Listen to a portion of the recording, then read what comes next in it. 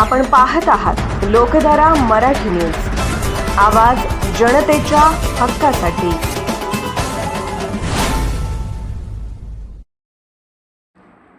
जागर फाउंडेशनच्या वतीने जत शहरात स्वच्छता मोहीम। जत प्रतिनिधी रुपेश पिसाळ, लोकधारा न्यूज। जत शहरात जागर फाउंडेशनच्या वतीने 1 मे पासून विविध प्रभागांमध्ये स्वच्छता मोहीम राबवण्यात येत आहे।